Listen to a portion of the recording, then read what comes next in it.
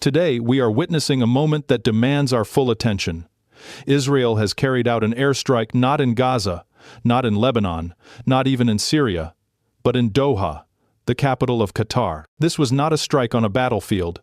It was a strike on the very stage of diplomacy, a city long viewed as a safe haven for negotiation. The message is unmistakable. This is no longer just a regional conflict. This is a turning point for the entire architecture of peace in the Middle East. Picture the scene. Doha's glittering towers, symbols of luxury and global commerce, suddenly shaken by the force of missiles. Streets that normally carry diplomats, oil executives, and tourists were flooded with sirens and fear. A district built for diplomacy and wealth was transformed overnight into a war zone. 6 people were killed, among them the son of senior Hamas leader Khalil al-Hayya. For Hamas, the survival of its top leadership became a rallying cry. For Israel, the strike was presented as precision and necessity. For the world, it was a shock that diplomacy itself had been bombed. Now you might ask, why would Israel take this risk? Why escalate in a capital city that was hosting ceasefire negotiations under American sponsorship? The official explanation is defense, a targeted operation against those responsible for attacks on Israelis. But perception matters more than explanation. And the perception today is stark. Israel chose to bomb not just Hamas, but the very space of dialogue. The perception is that sovereignty can be violated, mediators can be targeted, and negotiations can collapse under fire. The reactions were immediate and global. Qatar denounced the strike as a violation of its sovereignty and a deliberate attempt to sabotage peace talks. The European Union called it a breach of international law. Britain's Prime Minister described it as a dangerous precedent. Even the United States, Israel's closest ally, voiced disapproval. For the first time in years, cracks have opened among allies who usually speak with one voice. The shock of this strike is not only military, it is diplomatic, political, and psychological. This is not an ordinary headline. It is not just another episode in a long conflict. It is a turning point, one that forces us to confront unsettling questions. If negotiations can be bombed, what space remains for peace? If a mediator's capital can be attacked, what role is left for diplomacy? If allies are divided, who will hold the line when escalation comes again? The hook is clear. What happened in Doha is more than a strike. It is the moment diplomacy itself was dragged onto the battlefield, and the perception of war without limits is now driving reality across the Middle East. On the night of the 9th of September 2025, the city of Doha, usually described as a jewel of the Gulf, a center of wealth, stability, and diplomacy, was struck by violence that no one had imagined possible. Israeli aircraft launched a precision airstrike on the Qatar district, an upscale neighborhood known for embassies, hotels, and residences of high-ranking officials. The intended target was the leadership of Hamas, who had gathered in Qatar to discuss the latest ceasefire proposals that had been shaped with American involvement. The explosion ripped through the district at around 10 p.m. local time. Windows shattered across luxury apartments. Cars parked along palm-lined boulevards burst into flames. Residents, unaccustomed to war within their city, rushed into the streets in shock. Eyewitnesses spoke of a fireball lighting up the skyline, a sight Doha had never seen before. In a matter of seconds, the city that branded itself as a neutral mediator and safe hub for diplomacy was thrown into the theater of conflict. Casualties followed quickly. 6 people were confirmed dead. Among them was the son of Khalil al-Hayya, a senior Hamas official and deputy leader. Also killed were 1 deputy office head, 3 bodyguards, and a Qatari security officer. Hamas rushed to declare that its top leadership survived. That survival turned the event into a paradox. Militarily, Israel had delivered a strike deep into foreign territory. Symbolically, Hamas declared resilience and vowed that diplomacy would not be silenced by bombs. The timing made the strike even more dramatic. Only hours earlier, negotiators in Doha had been reviewing drafts of a ceasefire agreement for Gaza. American envoys had been pressing both sides to consider a phased truce that included humanitarian aid, limited prisoner exchanges, and steps toward easing the blockade. With a single strike, those talks were derailed. The perception spread instantly. Peace was collapsing just as it appeared within reach. Qatar's government reacted with fury. Officials condemned the strike as a blatant violation of sovereignty and international law. Statements called it a deliberate attempt to sabotage Doha's role as mediator. Citizens flooded social media with images of smoke rising over their city, expressing disbelief that Qatar, wealthy, stable, and diplomatically active, had suddenly become a target. The narrative of safe haven was shattered. International reactions poured in. The European Union described the act as a dangerous escalation. Britain's Prime Minister condemned it as a breach of sovereignty. The United Nations scheduled an emergency session, with Russia and China calling for accountability. Even Washington, usually the first to defend Israel, released a statement from President Trump calling the strike unhelpful and warning that it undermined America's diplomatic goals. The symbolism of such criticism was clear. Rarely had the United States publicly voiced displeasure at Israel's actions. Media coverage magnified the shock. Television screens worldwide showed side-by-side images of Doha's polished skyline and plumes of smoke from the strike. Anchors described it as unprecedented. Analysts labeled it a turning point. Commentators noted the irony. The very city hosting negotiations to stop a war was itself bombed into the war. "Picture the scene," one broadcaster said. "A negotiation table turned into rubble before agreements could be signed." For the people of the region, the strike carried a broader message. If Doha could be hit, then nowhere was safe. If even mediators could be attacked, then diplomacy itself was under threat. Ordinary families in Gaza, Israel, and across the Arab world watched with sinking hearts as the promise of peace gave way once again to violence. The hook here is undeniable. What unfolded in Doha was not just an attack on Hamas. It was an attack on the very idea that negotiations can exist apart from the battlefield, and that perception has reshaped the course of this conflict. The Israeli strike on Doha is not simply an episode of violence. It is a demonstration of strategy, a calculated signal, and a military gamble.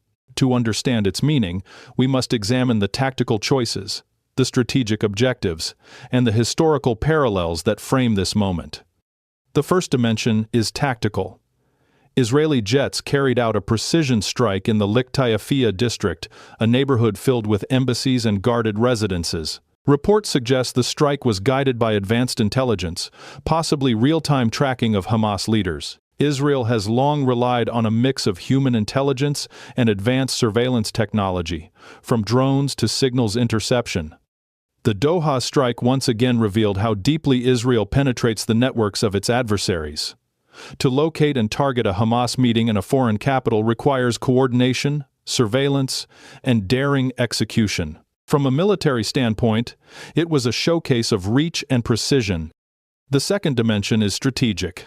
By hitting Hamas leaders in Qatar, Israel delivered a clear message: there are no safe havens. For decades, Hamas and other militant groups have used foreign capitals, Damascus, Beirut, even Istanbul, as meeting grounds. Israel has occasionally struck in Syria and Lebanon, but Qatar was considered untouchable.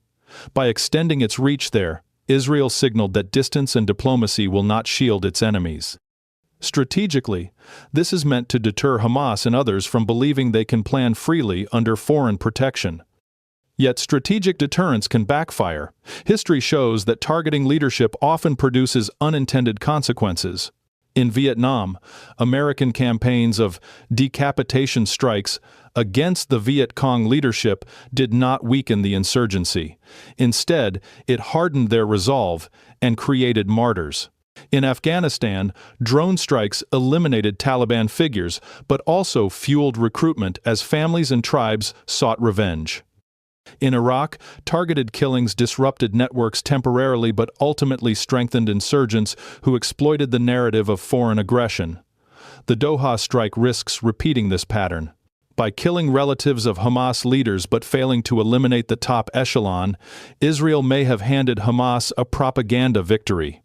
They can claim survival, resilience, and divine protection, while turning the dead into symbols of sacrifice.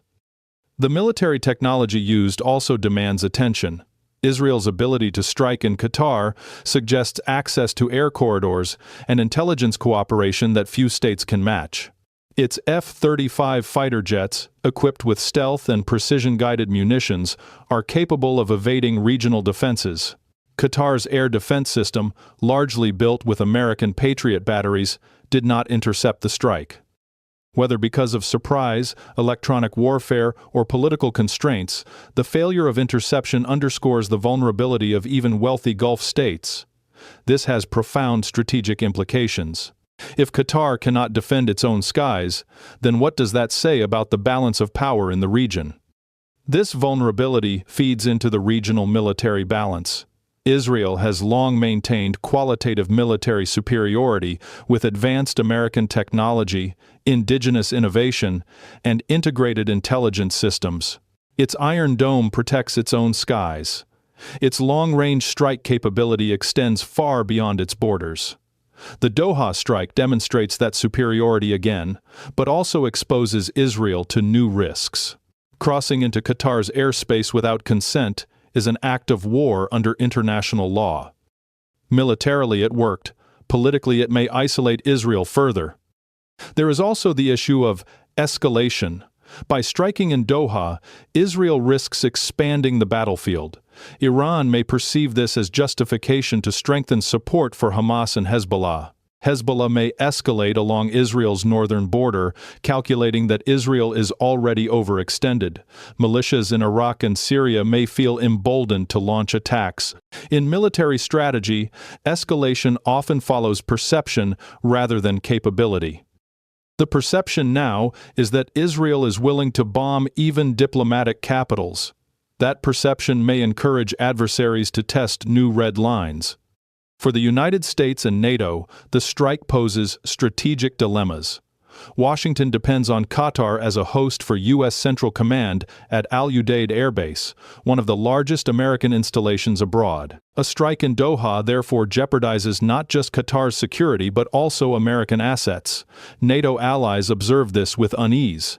Their defense planning depends on stable bases in the Gulf. If Israel's unilateral actions threaten those bases, then alliance cohesion is at risk. Military strength is only as useful as the alliances that sustain it. The lesson from history is sobering. Military superiority does not always translate into strategic success. In Vietnam, the United States dropped more bombs than were used in all of World War II, yet it lost the political war. In Afghanistan, drones and special forces eliminated countless Taliban fighters, but the movement endured and ultimately returned to power. In Iraq, targeted strikes disrupted insurgent leaders, but instability persisted for years. Israel risks walking the same path, winning tactical victories while losing strategic stability. The Doha strike, impressive in its execution, may sow more chaos than control. From Israel's perspective, the gamble was necessary. Its citizens demand security, and its leadership must project strength. But from a broader military strategic view, the risks are enormous. Hamas adapts, allies grow uneasy, adversaries find new resolve. One strike in Doha could ripple into multiple fronts across the region. The hook is immediate. Israel demonstrated that it can strike anywhere, but the strategic question is whether doing so secures its future or accelerates instability. Tactical brilliance does not guarantee strategic victory, and history suggests that perception may transform this military action into a catalyst for even greater conflict. In every conflict, bombs destroy buildings, but perceptions destroy or preserve legitimacy. The strike in Doha is a prime example. What happened physically matters less than what it symbolized to different audiences.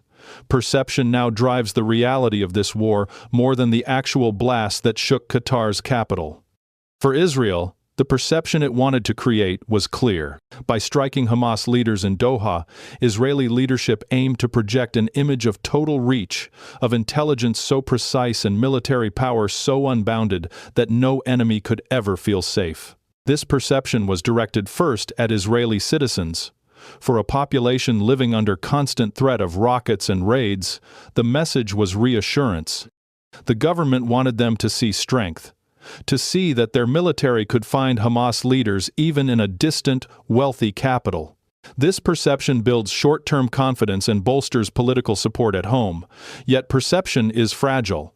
If citizens later perceive that such strikes do not reduce attacks or produce peace, the perception of strength may quickly shift to one of futility. For Hamas, the perception was flipped on its head. Survival became victory. Leaders declared that they had endured, that Israel had tried to kill them even in a foreign capital and failed. This narrative of resilience, reinforced by images of funerals and mourning, strengthens the group's legitimacy among supporters. The perception of invincibility, however exaggerated, is powerful fuel for recruitment. It creates martyrs, it builds defiance, and it transforms tactical losses into symbolic victories. In asymmetric conflicts, perception often outweighs material damage, and Hamas understands this dynamic well. For Qatar, the perception is humiliation. Doha had invested heavily in its image as a secure hub of diplomacy, a bridge between warring sides, a safe space for dialogue. That image collapsed in a single night of fire. Citizens now perceive their capital as vulnerable, not invulnerable. Diplomats perceive risk where they once saw neutrality. Investors perceive instability where they once saw luxury. Even if Qatar rebuilds its streets, the perception of safety has been punctured. This shift damages not just Qatar's role as mediator, but also its broader standing as a regional power. The United States faces a more complex perception dilemma. Externally, Washington is now perceived as compromised. Allies and rivals alike ask, did America know, and if so, why did it allow such a strike in the very capital where it conducts its own military operations? If America did not know, the perception is even worse, that Washington cannot control its closest ally. Internally, the perception is confusion. President Trump voiced displeasure, yet the U.S. administration defended Israel's right to self-defense. Citizens perceive mixed signals. Mixed signals create doubt, and doubt erodes credibility. When credibility erodes, allies hesitate, and rivals push harder. In Europe, perception is frustration. Leaders in London, Paris, and Brussels condemn the strike, but publics perceive Europe as powerless to act. Citizens see statements but no consequences. This perception of impotence weakens European governments at home and reduces their diplomatic weight abroad. Populist voices seize on it, asking why Europe invests in diplomacy that cannot shape events. The perception of weakness, once fixed, is difficult to undo. Across the Arab world, the perception is outrage. Ordinary citizens perceive the strike as an assault not only on Hamas, but on Arab sovereignty itself. Governments in Saudi Arabia, the UAE, and beyond perceive the need to reflect that anger, even if privately they wish to keep relations stable. This perception forces them into stronger public condemnation, uniting Arab voices in a way rarely seen in recent years. The perception of common humiliation creates a rare sense of solidarity, one that may ripple into regional institutions such as the Arab League. At the global level, perception quickly hardened into narrative. Media headlines described the strike as unprecedented. Commentators labeled it a turning point. The United Nations convened emergency discussions not only because of the physical damage, but because perception demanded action. Russia and China seized the moment to amplify the perception that America had lost control of its ally, that Western diplomacy is fragile, and that multipolar alternatives are rising.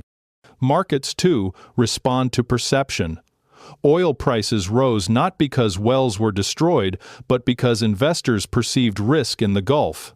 Airlines rerouted flights not because airports were damaged, but because passengers perceived danger.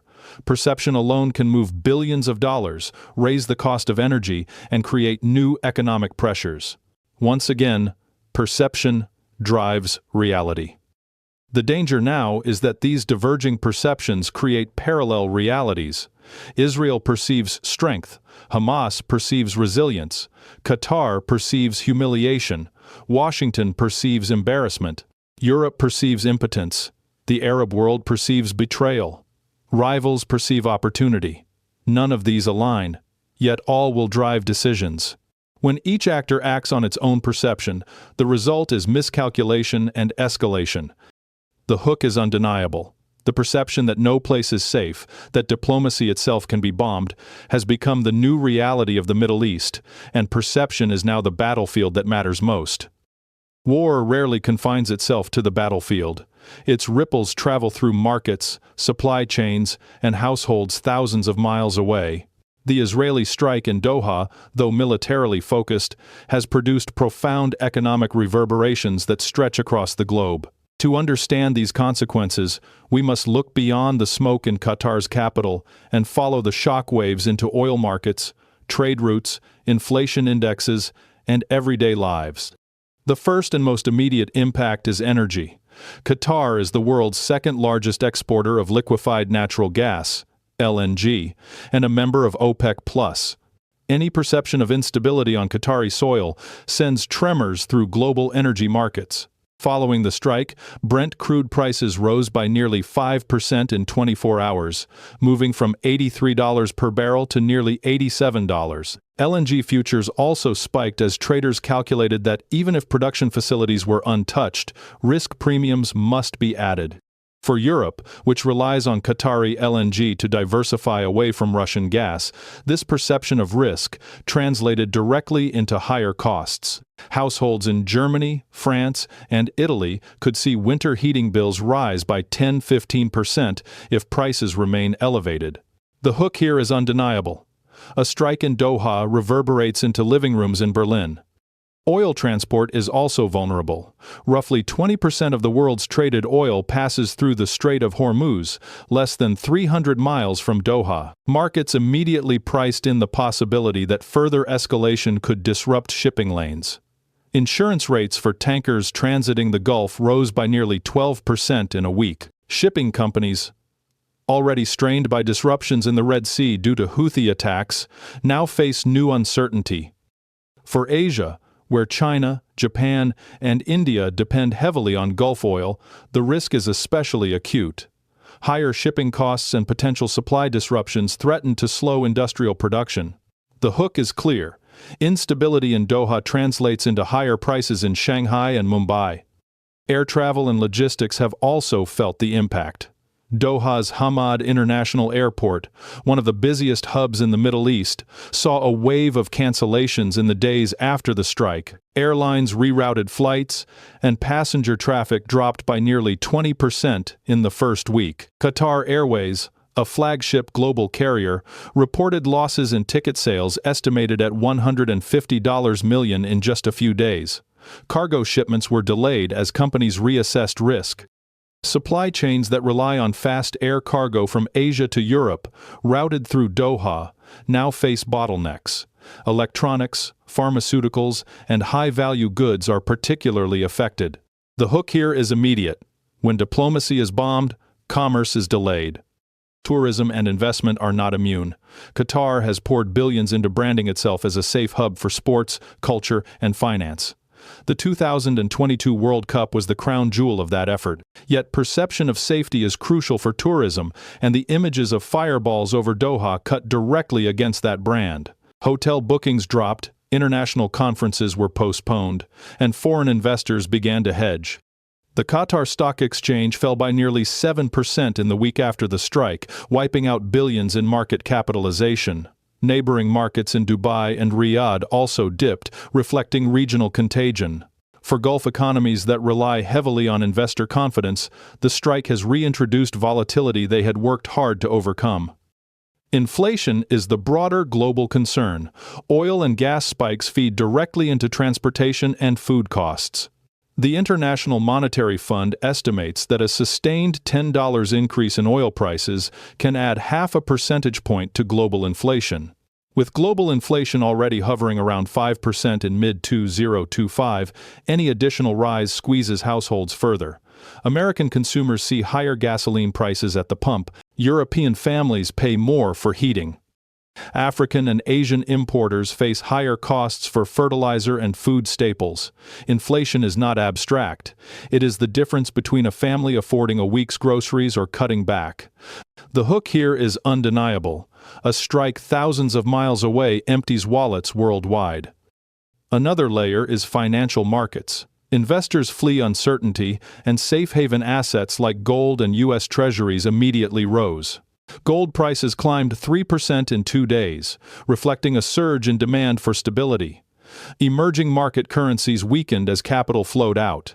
Countries already facing debt crises from Argentina to Egypt now find borrowing costs rising again.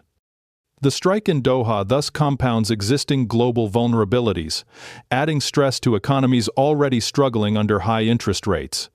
Trade diplomacy is also disrupted. Doha was not only a mediator in political talks but a hub for economic forums. Qatar has hosted WTO meetings and Gulf Cooperation Council trade summits. The perception that its capital is no longer safe undermines confidence in using it as a venue. Future negotiations on energy contracts, investment deals, or trade frameworks may shift elsewhere, reducing Qatar's economic clout. For a nation that built its identity on being a secure crossroads, the loss of that role is economically devastating. Longer-term consequences may emerge as corporations rethink exposure to the Gulf. Energy companies may diversify investments to Africa or North America. Shipping firms may push harder for alternative routes, even if longer and costlier. Investors may allocate less capital to Gulf stock exchanges. Each of these shifts erodes the Gulf's centrality in global markets. The perception of instability, once embedded, is hard to reverse. In sum, the economic impact of the Doha strike is not measured only in destroyed buildings or lost lives.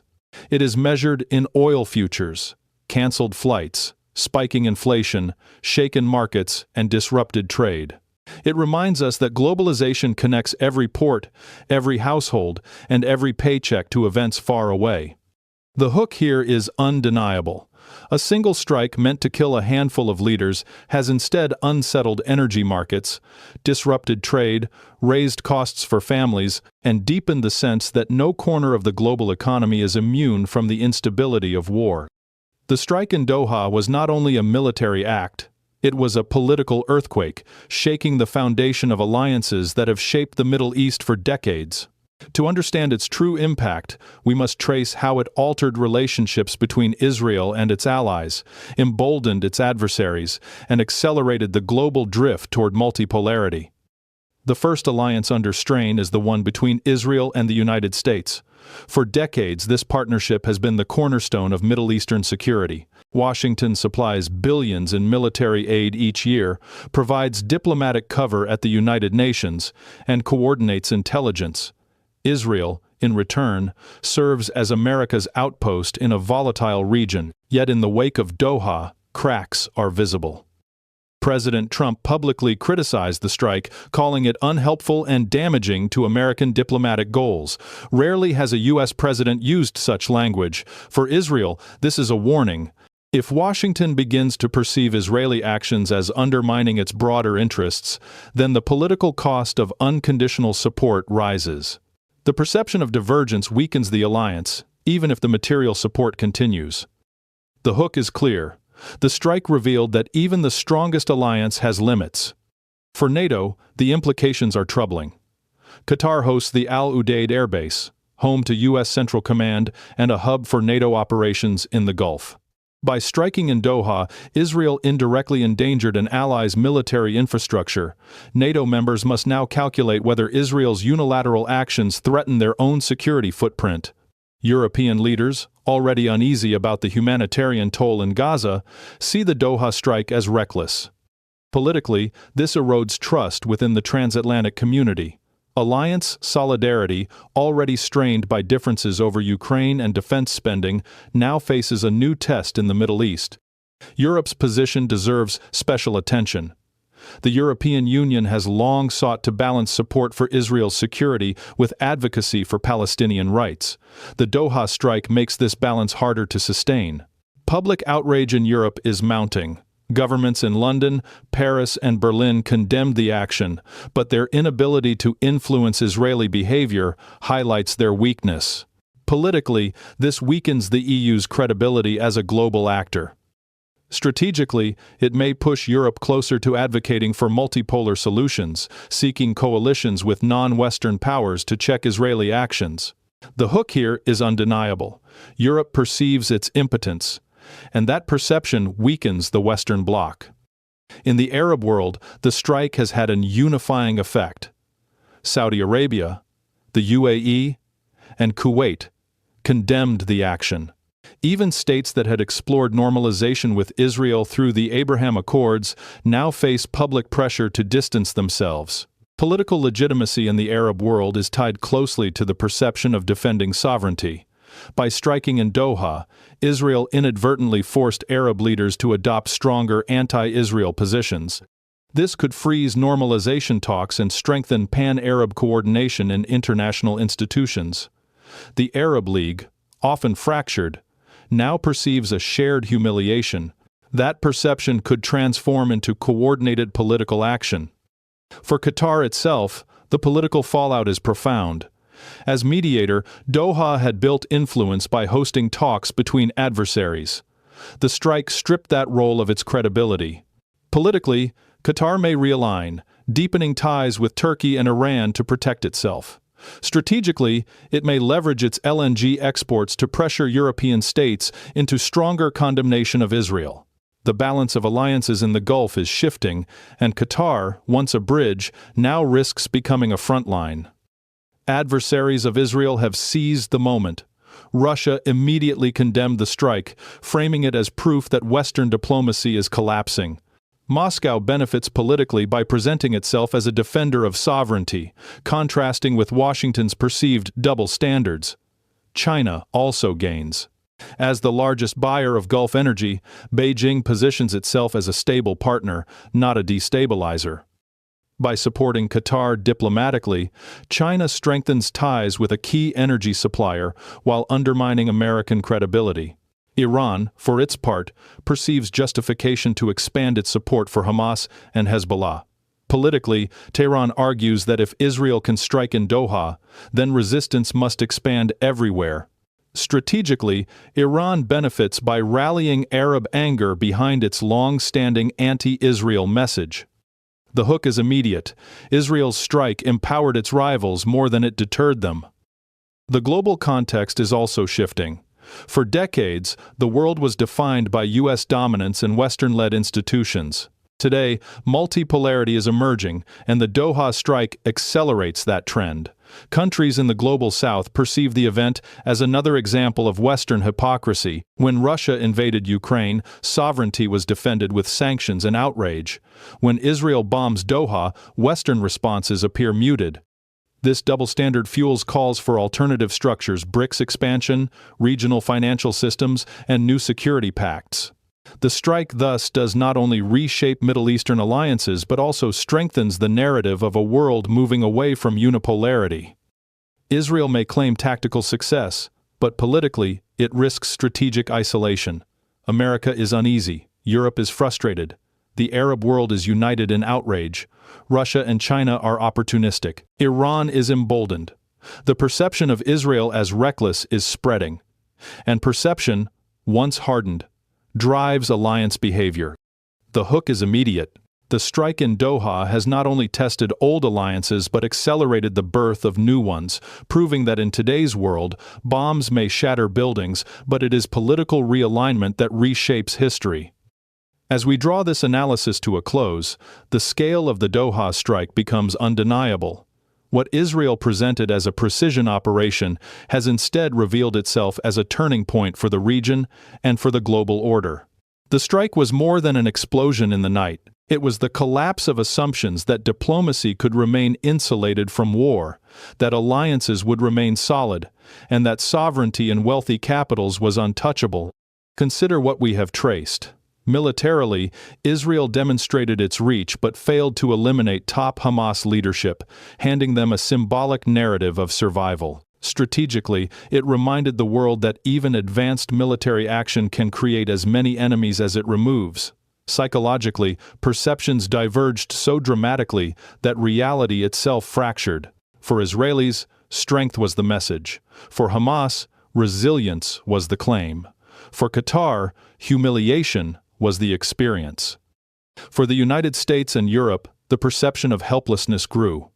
For Russia, China, and Iran, opportunity expanded. Economically, the strike rippled into oil markets, shipping routes, airline schedules, and household budgets worldwide. A few missiles over Doha lifted global energy prices, rattled investors, and once again threatened to push families into deeper inflationary strain. Politically, the strike fractured long-standing alliances. It forced Washington into open criticism, exposed Europe's impotence, and united the Arab world in anger. Meanwhile, adversaries seized the chance to build their narrative of Western double standards and promote the rise of multipolar power. At its climax, the Doha strike is not remembered only as an attack on Hamas. It is remembered as an attack on the very notion of safe diplomacy. It revealed that in the modern Middle East, even the negotiation table can be bombed. That revelation forces us to confront haunting questions. If America cannot prevent its closest ally from striking in the capital of a U.S. partner, then who can it protect? If Europe cannot translate condemnation into influence, then what role does it play? If Arab states can only respond with words, then what does their sovereignty mean? And if Russia and China can turn every Western misstep into political capital, then how long can a unipolar order endure? These questions are not abstract. They will define the coming months. They will determine whether peace talks in Gaza collapse permanently, whether oil markets stabilize or spiral, whether alliances fracture beyond repair, and whether multipolarity hardens into a permanent global reality. The perception has already shifted. The house of cards that once balanced diplomacy and war has lost a card, and the structure shakes violently. The final hook is clear. This is not only the end of one negotiation. This is not merely another chapter in the Gaza war. The warning runs deeper. This is not the end of a conflict. It is the end of an era.